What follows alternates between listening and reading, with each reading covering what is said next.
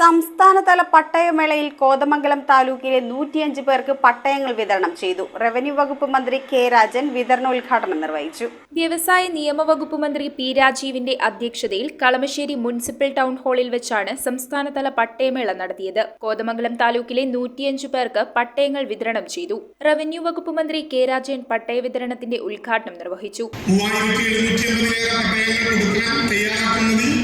ഈ 100 ദിനപരിപാടികൾക്കകത്ത് തന്നെ 605 പട്ടയങ്ങൾ ആ മണ്ഡലത്തിൽ മാത്രം വിതരണം ചെയ്യാൻ നമുക്കാണ്. 105 പട്ടയങ്ങൾ ഇവിടെ വിതരണം ചെയ്യുന്നുണ്ട്.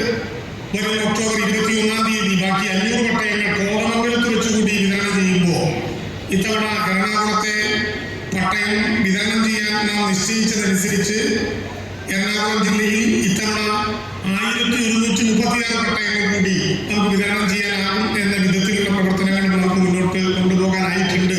കോതമംഗലം MLA ആന്റണി ജോൺ ഉൾപ്പെടെ നിരവധി പേർ ചടങ്ങിൽ പങ്കെടുത്തു. News bureau, Kothamangalam. Wood, modular, interior, steel, sofas എന്നീ ഫർണിച്ചറുകൾ ഒറ്റ ഫാക്ടറിയിൽ ഉൽപ്പാദിപ്പിക്കുന്ന ഏക സ്ഥാപനം.